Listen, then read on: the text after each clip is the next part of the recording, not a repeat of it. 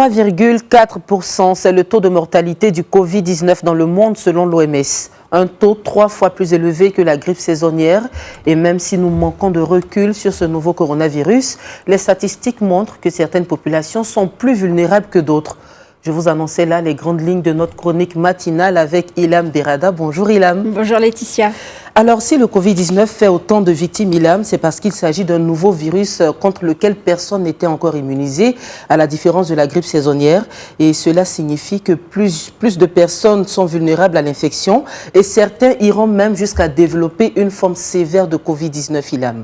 Parce que justement, il y a des pathologies que l'on peut, que les patients ont et qui sont méconnues et qui bien sûr aggravent la situation quand on est touché par le Covid-19. Donc la présence de maladies antérieures augmente les risques de développer une forme grave du Covid-19. On parle alors de comorbidité. Mais de quoi s'agit-il? Eh bien, une comorbidité se caractérise par l'association de deux maladies ou la présence d'un ou de plusieurs troubles qui se manifestent en même temps qu'une maladie primaire. Des pathologies considérées comme des facteurs de risque dans le cadre de l'une des premières études sur la comorbidité a été révélée par le Centre chinois de contrôle et de prévention des maladies. Elle a été menée sur plus de 20 800 patients atteints de Covid-19.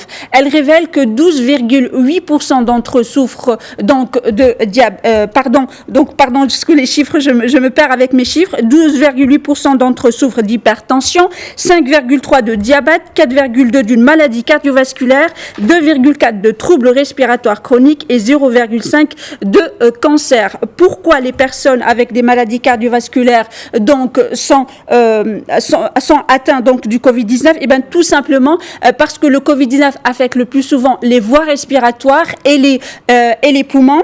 Les voies respiratoires donc et les poumons qui travaillent avec le cœur pour véhiculer l'oxygène dans les tissus du corps. Lorsque les poumons sont surmenés en raison d'une maladie, le cœur double d'efforts. Cette dynamique complique l'état de santé des personnes souffrant préalablement d'une maladie cardiaque. Pour ce qui est par exemple des personnes diabétiques, eh bien, la glycémie mal contrôlée peut rendre les maladies virales, notamment le Covid-19, plus dangereuse. Une glycémie plus élevée peut créer un environnement propice à l'activité des virus. Le diabète augmente l'inflation et affaiblit le système immunitaire.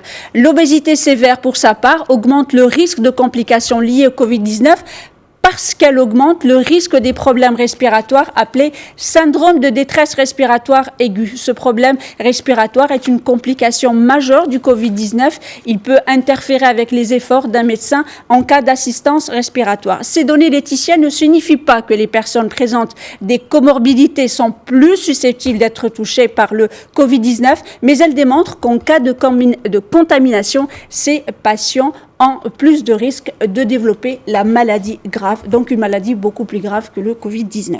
Mais ce ne sont pas les seuls facteurs de comorbidité, Ilham. Alors effectivement, les experts et les scientifiques citent également donc les facteurs de comorbidité suivants, à savoir les insuffisances rénales chroniques, dialysées, les cirrhoses. On retrouve également les personnes qui suivent des chimiothérapies ou infectées du VIH ou encore celles qui ont subi des greffes d'organes. L'enquête du Centre chinois de contrôle et de prévention des maladies révèle que le taux de mortalité est plus faible chez les moins de 60 ans.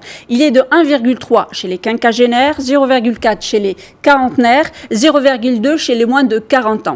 Les personnes âgées de plus de 60 ans sont plus vulnérables face au Covid-19. Elles sont plus susceptibles d'avoir des problèmes de santé à long terme, ce qui les expose davantage au danger de la maladie. Le système immunitaire tend à affaiblir avec l'âge, rendant difficile la lutte contre les infections.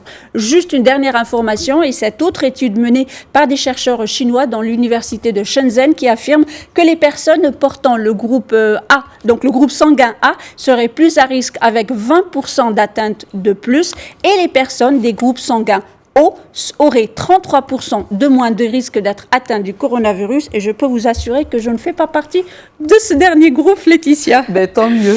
Et une toute dernière question, Ilham, c'est clair, les études sur le coronavirus se multiplient et chacune d'entre elles vient assurément avec son lot de surprises. Alors, son lot de surprises, Laetitia, mais aussi de contradictions. En vous parlant de ces facteurs de comorbidité et cette étude chinoise, eh bien, cette semaine, c'est une autre étude anglaise, cette fois-ci, qui fait parler d'elle. Elle a été réalisée par un collectif de chercheurs de l'Université d'Oxford et de la London School of Hygiene and Tropical Medicine. Cette étude a été faite sur un échantillon, s'il vous plaît, de 17,4 millions d'adultes britanniques entre le 1er février et le 25 avril 2020. Parmi eux, 5707 sont décédés dans des hôpitaux après avoir contracté la maladie. Cette immense base de données confirme un certain nombre de tendances, notamment le rôle joué par les comorbidités. Des pathologies comme le diabète, l'asthme et surtout le surpoids s'avèrent des facteurs aggravants, comme le suggérait déjà un certain nombre d'études précédentes, comme j'en ai parlé. En revanche, les membres de l'Université d'Oxford relativisent le poids de l'hypertension. À noter que cette étude suscite toutefois quelques réserves, d'autant plus qu'elle n'a pas été encore validée par la communauté scientifique, une pratique de plus en plus répandue en cette période d'urgence sanitaire. Donc, Laetitia, disparité sociale, économique et sanitaire, différences culturelles, l'apparition d'infections graves au Covid-19 entre telle ou telle personne semble, il est vrai, relever de la combinaison de plusieurs éléments. Et voilà qui est clair. Merci Ilham et très belle journée à toi. Merci à toi.